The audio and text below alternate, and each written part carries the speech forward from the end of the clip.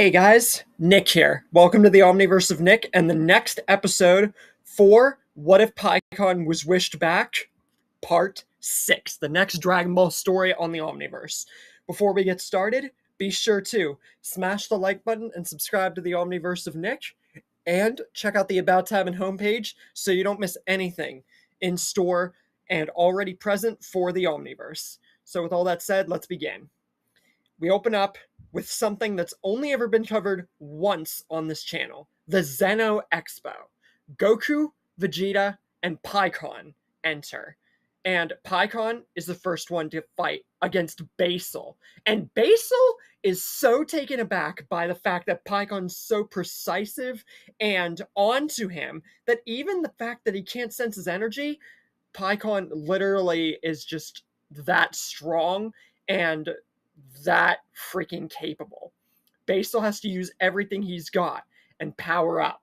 Even everything and beyond, and it's not enough. Pikkon sees and fights through it all. And his power, aura, and freaking just everything is far too much for Basal to handle. So much so, he's given the drug that turns him into Super Basal, but Pikkon just sees this as a slightly bigger challenge, and he actually smiles. Hopefully, he'll actually get something more out of this. So, he starts putting even more power into his attacks, and just starts flaring more aura and showing more of what he is capable of and everything that he has trained for since he was wished back. And he uses a super hyper tornado. And this completely overthrows every bit of power in Super Basal. And Pikkon finishes it using all his power into a double key wave that Basal he can't defend against. And it almost kills him. So yeah. Then Vegeta and Lavender, who have already fought before in canon, but now they're fighting in the Expo. And I've already shown what happens in the Expo, because these two have fought before in the Expo. Or it might have been Vegeta and Basal. Either way, you're going to get the point. Lavender tries to mist Vegeta, just like he did Gohan, and use the poison, since obviously they don't know about it yet. But Vegeta is far more careful, cunning, angry, and far more forceful than Gohan ever would be. And just whenever Lavender's about to do it, Vegeta shows something he's only ever shown once. Super Saiyan 3. And just overtakes Lavender completely. And with a few blows, Lavender is put on the back foot and completely immobilized. So yeah.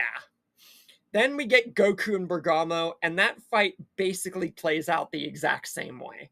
Maybe like slight differentiation with Goku. Other than that, it's really not worth talking about. Then we get Goku and Top, and that goes out the exact same way as well. Now we're getting to the Tournament of Power itself, who our roster is going to be. Well, Goku, Vegeta, Gohan, Piccolo, of course, with the third eye. If I didn't include Piccolo, especially in this story, that would be a downgrade for his character and disrespect him. Pikkon, of course, Ulibu, because we got to give him more time to shine. It's also not the first time I've shown him in a tournament of power, and it won't be the last. And besides just the Frieza Force and just small things here and there since he was resurrected in Battle of Gods, of course we're going to have him in the Tournament of Power. And we'll be getting a good deal of him, far more so, giving more to Ulibu. I said that I wouldn't just be giving Pikkon his due. Number 18, number 17, and we're giving someone else their due. Aqua. Aqua is going to participate in the Tournament of Power.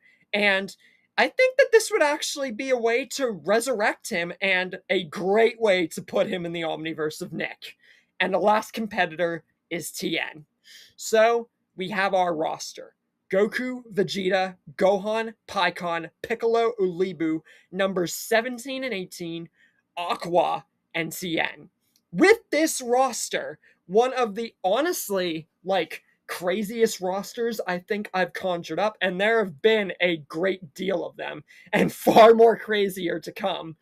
How do you think that they will fare? Will they do far better than every other outing, especially with Piccolo with the third eye and not Yamcha?